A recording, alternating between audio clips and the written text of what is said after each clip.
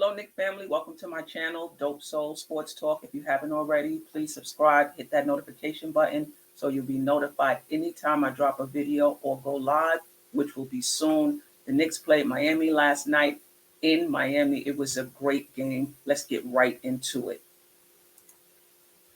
We going right to the fourth quarter. The Knicks were down 17 in that fourth quarter and executed a comeback with both R.J. Barrett and Evan Fournier on the bench. Now, with about 3 minutes left, Tibbs put R.J. and Obi back into the game. You wonder if that was a great decision. I mean, the team that brought us back into the game, they had the momentum. A lot of time when you make changes and substitutions, it doesn't go well, but this time it did. The Knicks outscored Miami 32-12, I believe, in the fourth quarter. We out-rebounded them.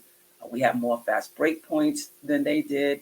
We had, I believe it was 28-14 second chance points. I was really impressed by the Knicks, especially late in the game when Miami threw on the press, the trap to try to get back in the game.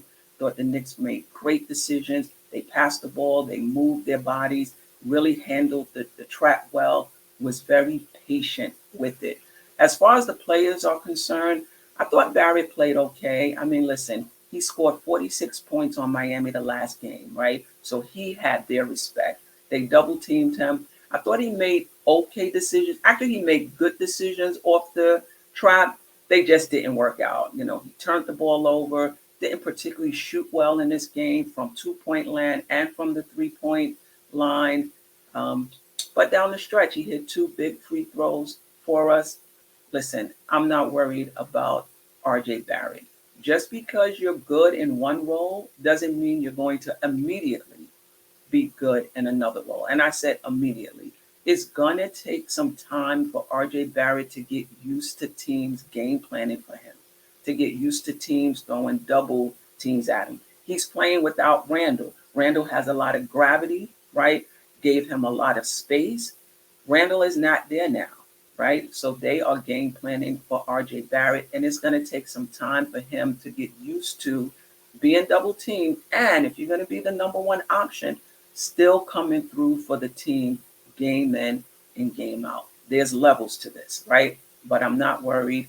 With practice, him seeing it a lot, I think he's going to be okay. Shout out to Grimes, who struggled coming back from injury, hit the three to tie the game, then hit another one to put the Knicks up by 3, and the Knicks never relinquished that lead. So shout out, kudos to him. I thought McBride played well also. You know, he handled the ball a little bit. He played 17 minutes, ran the team. I thought he ran the team effectively. Didn't shoot well, but he didn't have any turnovers in 17 minutes. Played good defense as expected.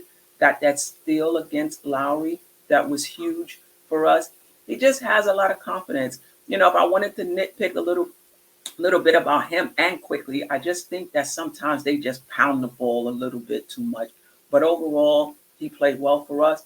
And talking about quickly, he scored 20 of his 23 points in that fourth quarter. He really carried the team, hit big shots, was 8 for 8 from the free throw line. Again, like I said, he's another one that pounds the ball a little bit too much.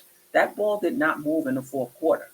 A lot of one-on-one play, quickly, a few other players, but it worked out for us this time. Kudos to Quickly for how he came in that fourth quarter and really drove the Knicks to victory.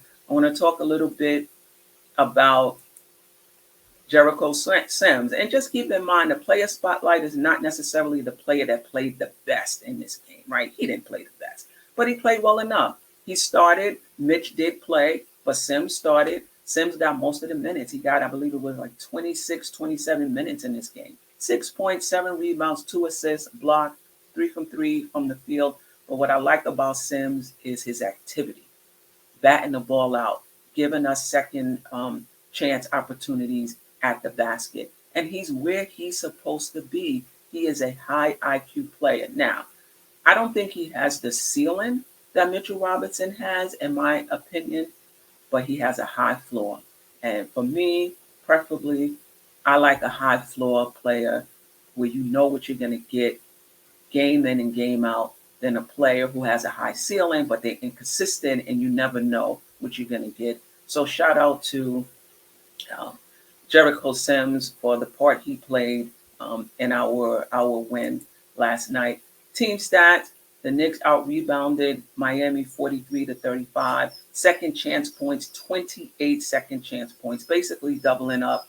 Obi Toppin had 3 rebounds, who also played well for us. I think it was 15 points, 8 rebounds. RJ Barrett had 3 offensive rebounds. Jericho Sims had 4 offensive rebounds, and Mitchell Robinson had 7 offensive rebounds. All of Mitchell Robinson's rebounds were offensive. You know how I feel about that. I think if you're our center, I need some defensive rebounds, but I'm not going to get on him today because we needed every point that we got. Again, the Knicks played well, went into Miami, got that win when Miami really needed it after having lost 2 straight, and displaying imploding like behaviors, right? Which is not really a Miami Heat type of thing, but the Knicks went in and they handled their business. Before we get to Detroit, our next game, I just want to talk a little bit about Tibbs' post-game comments. Basically, I think he was letting us know that he hears the criticism, but he's putting in the work and we aren't, basically. And you know what? I agree with him. I've said this multiple times. We don't know all of the factors that go into a coach making a decision. He sees these players game in and game out. He has advanced stats on them individually and as a group, and he has his own style and philosophy. So all of that plus more factors into the decisions that he makes. So usually if I don't understand something, I'll say, I don't know what went into that decision. That's not something I would have done. But that's my way of respectfully disagreeing, but also acknowledging the fact that I don't know what goes into that decision. It's just not something I would do.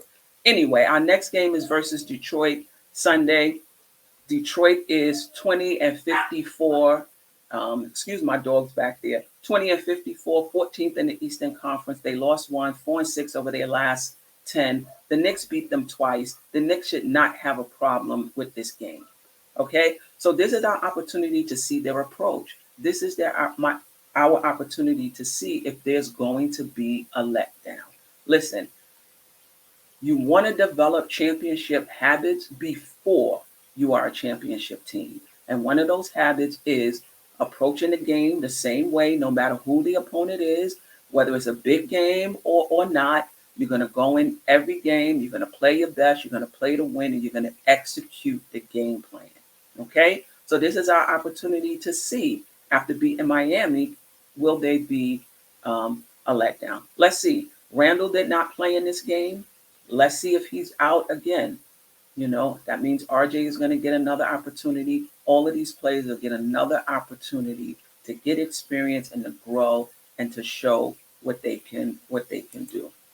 This is where you can find me. Follow me on Twitter, BKSteph33. Email me, bksteph33@gmail.com. I love to collaborate. If you're a content creator and there's a particular show you want to do with me, email me. If there's certain content that you're interested in on this channel, email me. You can also see me on the Queen's Court Monday evenings on the MBK channel. That link is below. The crossover with co-host Tony Crow Wednesday evening. Again, that link is below. Be sure to like, comment, share, and subscribe to the channel. Peace, fam. I'll see you next time.